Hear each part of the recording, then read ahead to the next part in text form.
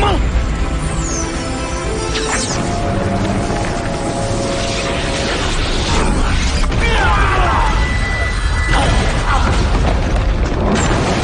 我给你们12小时考虑。我让你选优秀种族的基因，可以随意决定地球人类的生死。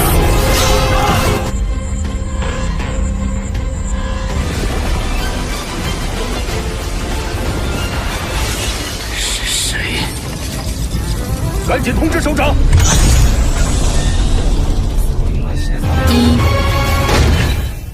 Halo teman setia novel Maudi. Kali ini kita akan kembali melanjutkan bocoran alur cerita Swallowed Start episode 179. Tapi karena episode ini sudah terlampau jauh dari serial Donghua aslinya, maka sudah pasti, gambar serta suara video tidak akan sama. Begitupun dengan alur ceritanya, yang bisa saja akan ada sedikit perbedaan dengan serial Donghua aslinya. Pada episode sebelumnya telah diceritakan. Setelah menghabisi salah satu kapten yang merupakan anak buah dari Pangeran Brolin, dan mengambil cincin ruang penyimpanannya, Luo Feng pun segera menarik sulur kontak awan, dan kembali melakukan perburuan. Namun sebelumnya, Babata memperingati Lu Feng, bahwa kemungkinan dari beberapa tim besar, memiliki alat pemindai yang jangkauannya jauh lebih luas, dan bisa saja mendeteksi tanaman kontak awan miliknya. Dan jika Babata menemukan tim yang menggunakan sistem pemindaian tersebut, maka mereka harus segera menghentikan perburuan. Mendengar peringatan itu, Luo Feng pun langsung menyetujuinya. Karena bagaimanapun, kerahasiaan pohon anggur kontak awan dan keselamatan mereka jauh lebih penting dibandingkan dengan harta karun milik Tuan Sektor Kabu. Di sisi lain, tampak Pangeran ke-9 Kekaisaran Brolin, yang terlihat geram, saat mendengar informasi dari salah satu bawahannya, yang mengatakan, bahwa 4 tim besar yang ditempatkan di daerah rawa, telah diserang oleh 3 kelompok kuat, yang hanya dalam sekejap saja, telah berhasil membantai sepertiga pasukan kita. Sedangkan para pasukan yang tersisa, memutuskan untuk lari dan berpencar.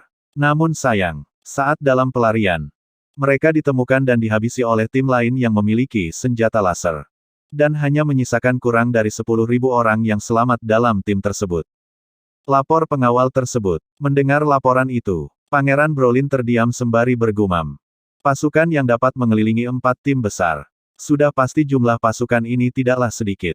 Gumam Brolin. Lalu berkata, berapa jumlah pasukan yang mengepung pasukan kita? Tanya Brolin. Setidaknya ada 60.000 orang. Sahut si pengawal. Baiklah, kamu boleh pergi. Ucap Brolin melambaikan tangannya.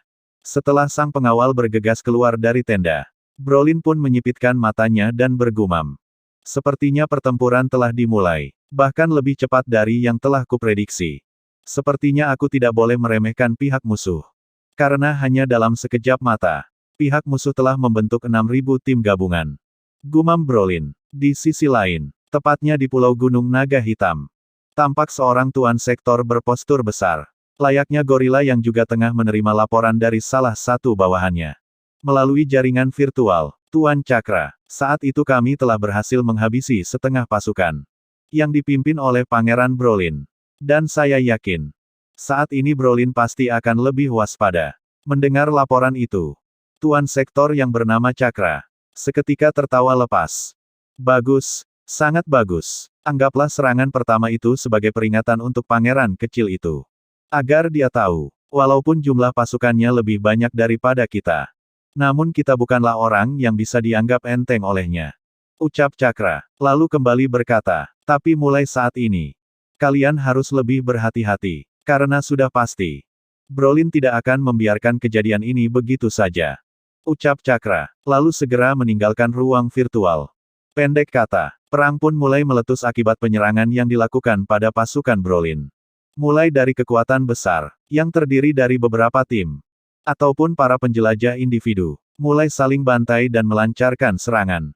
Mulai dari serangan senjata genetik, senjata roh, hingga meriam laser kelas C3 pun, yang menyilaukan dilepaskan, mengakibatkan potongan-potongan daging dan darah menyebar kemana-mana. Dalam sekejap, jutaan kilometer dunia yang luas itu telah dipenuhi dengan pertempuran di mana-mana. Darah mengotori seluruh negeri. Sementara di sisi lain, Dunia petir tepatnya di daerah rawa.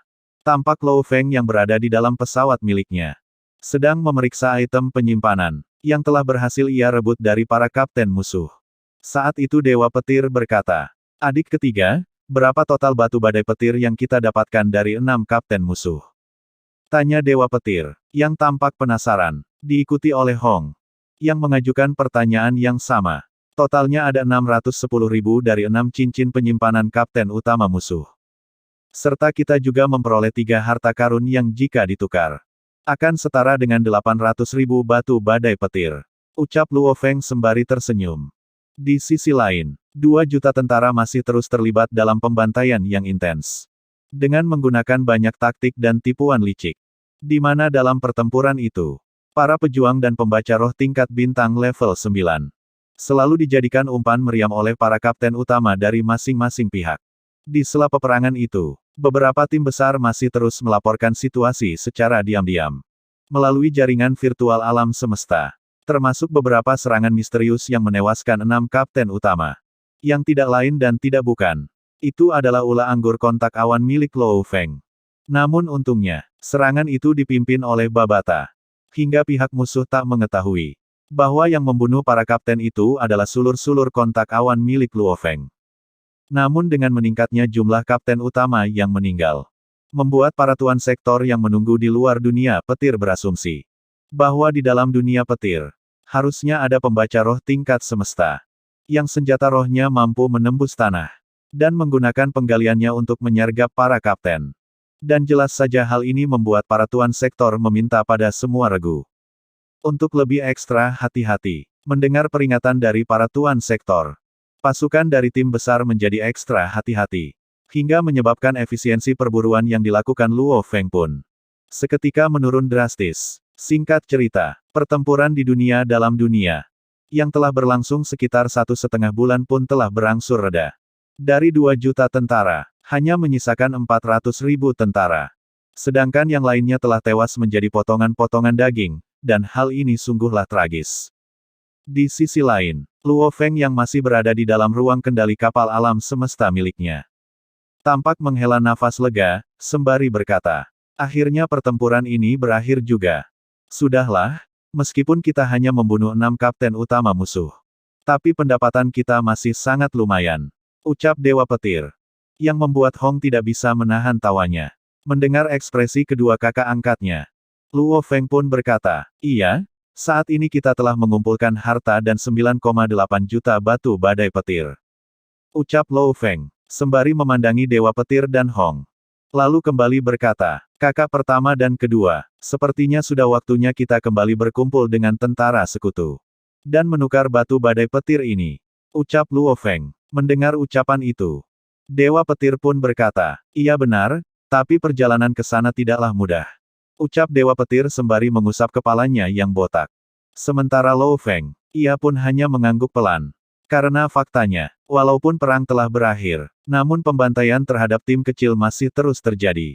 Dan sudah pasti, timnya yang hanya terdiri dari 4 orang itu, akan menjadi sasaran empuk dari kelompok lain. Dan bagaimana kelanjutan kisahnya? Apakah perjalanan Luo Feng akan semulus yang mereka kira? Subscribe channel ini, untuk mengetahui pembahasan pada alur cerita selanjutnya. Terima kasih.